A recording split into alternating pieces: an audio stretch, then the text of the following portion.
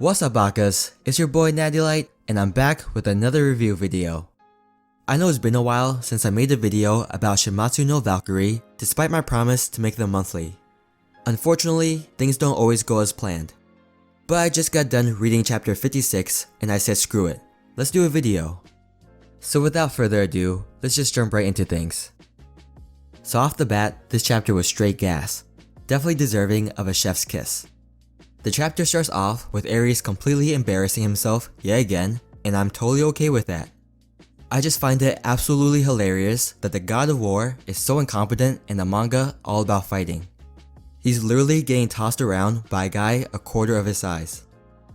Following that scene, we have Qin Shi Huang making small talk with Hermes, and the two seem to kick it off quite well. Hermes couldn't care less that Ares was embarrassed.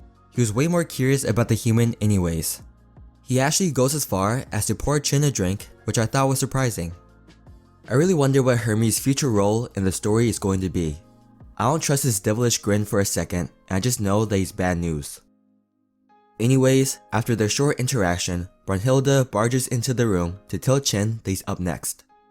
The King of China eagerly jumps up and says that he's tired of waiting. Then as the Valkyrie attempts to lead him to the arena, the King of China responds by saying that there's no need.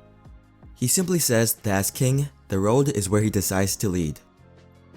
So I know that Qin appears in the manga spin-off, but unfortunately I haven't really gotten a chance to read it. So I actually don't know how much he's even mentioned in the manga spin-off, but from what I've seen so far, I totally love the guy.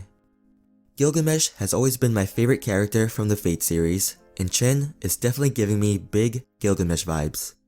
Just the regal aura about him and the absolute arrogance that this guy exudes is amazing. I mean, just look at the guy's entrance. All of the deceased Chinese emperors got together to personally roll out the red carpet for him. This flashy entrance tells you all you need to know about the guy. So after he lands in the arena, Qin immediately greets his Valkyrie. She seemed pissed off at him, but was quickly overwhelmed by his charisma. Then after a little teasing, she transformed into Qin's most suitable weapon, which happened to be spolders. Honestly, I had no clue what these were, but apparently they're the pieces of armor that typically covers a knight's shoulders. If there's one thing I gotta give the author credit for, it's definitely his creativity with these weapons. Now after this scene, we then get the entrance of Hades. He meets with Poseidon's former servant in the hallway and promises to get revenge for the both of them. To be honest, I'm actually quite fond of this character too. It looks like he legitimately cared for his brother Poseidon and wants to do whatever he can to get payback. While his revenge is misaimed at the whole human race, I can still respect that.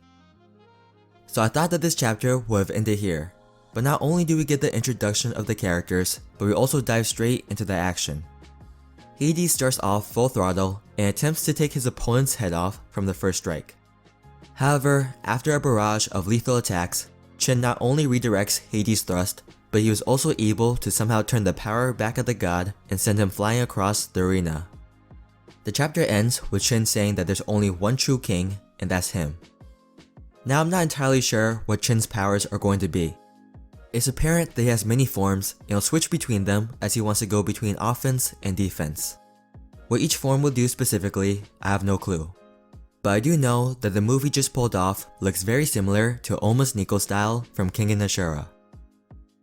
Alright, so I think the best way to end this review is to tell you guys who I think is going to win.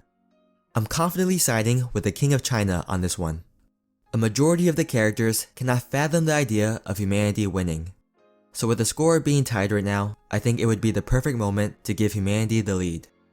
I think a win here would cause a lot of chaos to ensue and could lead to some gods like Odin to do something crazy. If you guys enjoyed the video, please make sure to like, comment, subscribe, and I'll see you guys next time. Peace.